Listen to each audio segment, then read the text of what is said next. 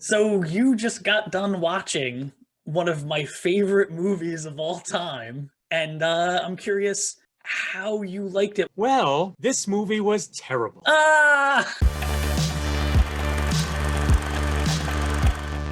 It's showtime. Eric, Yes, Tig. so you just got done watching one of my favorite movies of all time. That is true. I just got done at your behest watching The Ice Pirates. Yes. And I'm curious how you liked it. Well, this movie was terrible. Ah! It took me 5 consecutive nights to watch it. I was only able to get through about 20 minutes at a time.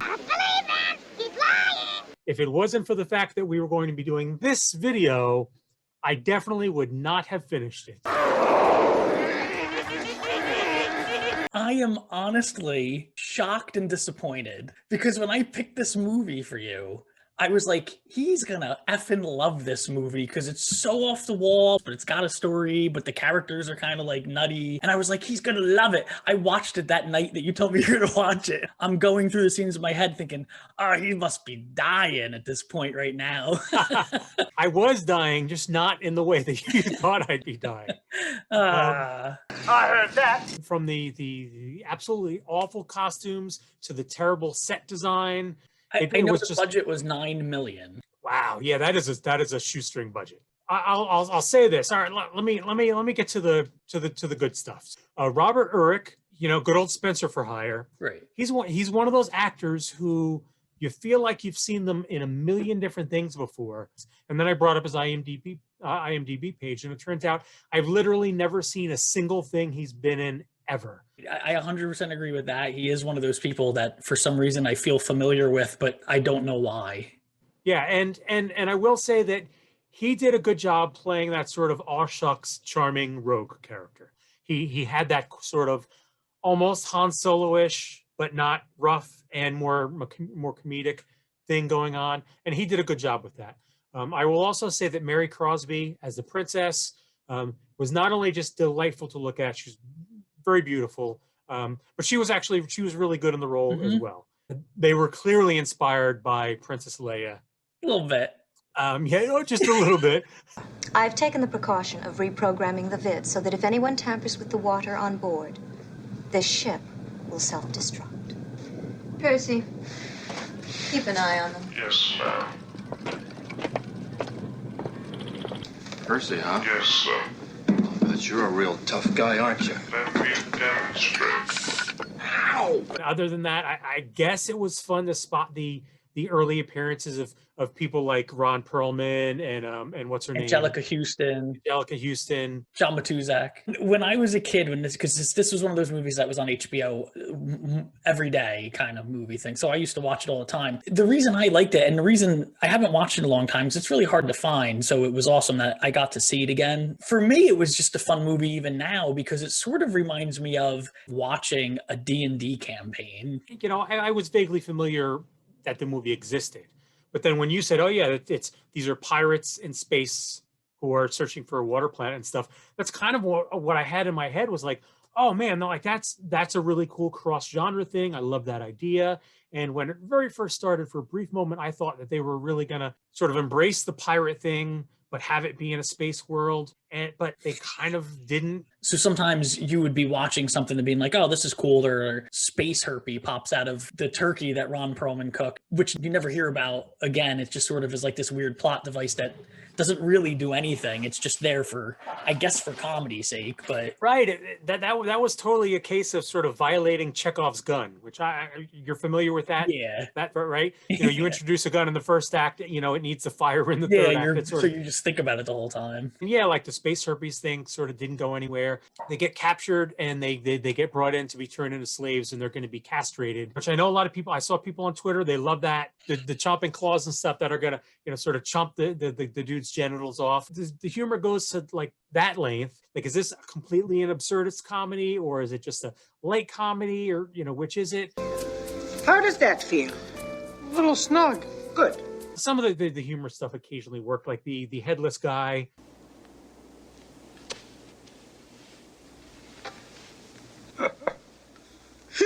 He's in the Oval Room. Achoo! Big macho guy. Actually, I will say the climax had a really clever conceit, the idea that they're moving so rapidly forward in time so that they're aging and the princess gets pregnant and gives birth to a child, and eventually it's the son who comes back to save them. That was a really neat conceit. I actually really liked that a lot. It was clever, and they're fighting versus the bad guys while they're going through it, so they're all aging as they're fighting. Yeah, and so everything's just sort of fast forwarding, and I thought that was a really clever conceit. You all right? I think. Good. I'm getting too old for this. Some of the comedic beats during that sequence were pretty good, like the nanny. Princess comes out and the nanny is just the skeleton. That kind of stuff was pretty funny, especially by the end of the movie. You've sunk into the idea that, like, okay, this is what this movie is. This is what this is. It's outrageously goofy, and I'm sure people who love outrageously goofy movies would really enjoy this. Out of all the characters, if you had to pick a character you liked the best, would it have been the main character then? It would have been the princess. Her character appealed to me. I liked her sort of no nonsense attitude. I liked that she usually had one up on the crew. She was usually thinking a couple of steps ahead of the crew. So, Your he is a she, and she thinks you're wonderful. she does? I like that she merged with the crew quite quick. She immediately just forces them onto the ship and says, you have to take me to my dad or I'm not going to let you have this ice. And they're just like, okay, that's just how it is. And they don't spend the rest of the movie fighting with each other. Yeah, I agree. It wasn't, they didn't fall into that cliche of, like, the overbearing woman who's a pain in the ass to deal with. Well, then, I suppose we'll take this one. He's certainly not the biggest or the best, but that won't matter in the sewage plant. There was actually one little scene that I thought, like, oh, that's a kind of a nice little nod. There's some sort of, I think, a bounty hunter or something. He drops an N-bomb. He calls him the N-word. Not to his face, because he's talking to someone else. And the guy that he's talking to was like, that's not acceptable. The one guy walks up to the guy with the patch and says, the so-and-so with the N-word. And then he's like, I mean, the black gentleman. I meant the black gentleman. Black gentleman! Sort of making clear, like, that's not cool at all. Like, that's not acceptable. I appreciated seeing that. I liked that the robots, they do almost all the fighting. The bad guys show up and it's robots and they're like, well, get our robots in there. And then they're just fighting. And while they're fighting, the humans are just talking to each other while the robots are fighting each other in like every battle. They're basically just talking shit. I wanted them to either go full bore pirates.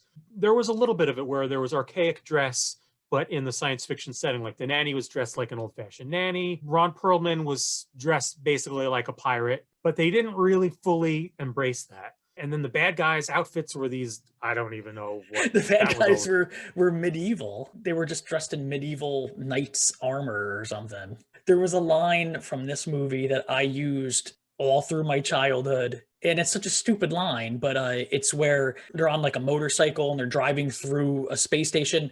There's a robot family. The motorcycle drives and runs over the baby. Another thing comes by and kills the other one. And the robot's like, mommy, baby, like just saying that. And I don't know why, but for some reason that was stuck in my head for a solid 30 something years. And I would say it all the time.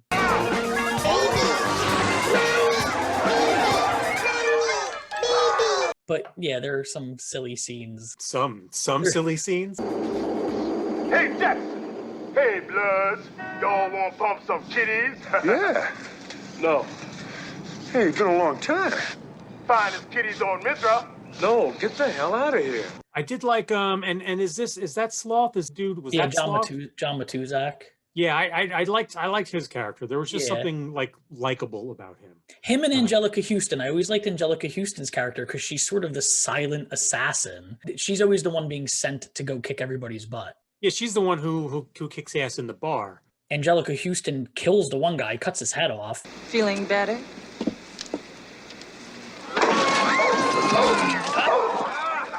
Slashes the other guy and forces him to say sorry. And then 5-10 minutes later, when they're in the desert talking to the guy, they show up on that giant Mad Max truck thing to come after them again. And that big vehicle, incidentally, is so hilarious. You can see just how small the budget was, right? Because it had that big giant set of wheels in the front, Yeah. but you could also see they didn't even bother to like paint out or cover the actual wheels of the vehicle that were in the front. You got to do what you got to do.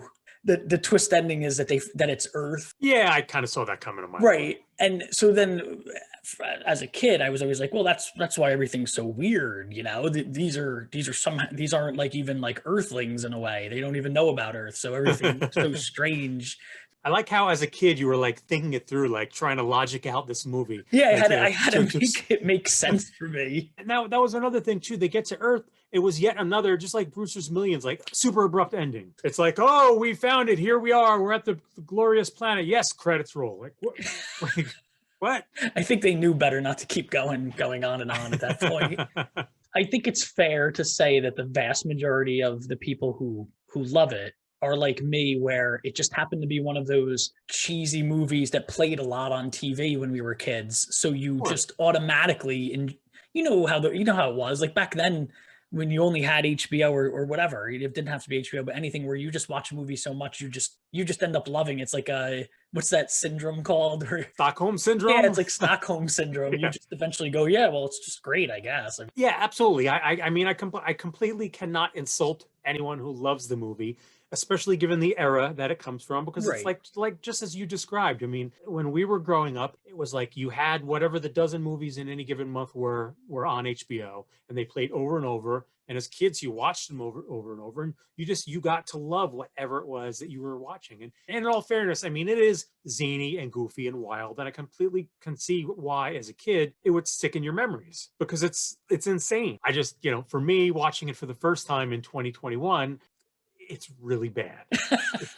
I stuck it out, Ice Pirates, for you and for the viewers. I'm disappointed mostly just because I thought you would like it because it's a cheesy sci-fi and everything, but I 100% understand why you don't. I think that's fair, but I'm glad you made it through. And I will say, if for people out there who they have fond memories of this movie, you should definitely revisit it to see if it holds up for you, because that's often fun to do. For people who appreciate this sort of thing, and I know there's a lot of folks out there who appreciate just these sort of zany, low budget, wacky, so bad that they're good kind of movies, actually might really enjoy this. They're on to us. So this could only mean one thing? What can it mean? It means that now I have to watch something? Now you have to watch something. And we're going to go even further back in time. We're going to go to the 1960s. Knowing that you are a big fan of Clash of the Titans, and I am as well, I'm going to send you back to 1963 to see Jason and the Argonaut. That's awesome. So watch that one, and we will come back in a few days and talk about that. So I hope you all enjoyed that. Like and subscribe. Leave some comments down below for us to read. And if I am wrong, tell me in the comments. I want to hear about why I am wrong to despise this movie. Let Eric know. You can check out our Patreon at Nerd Out With Me. And thanks for hanging out at the movie club.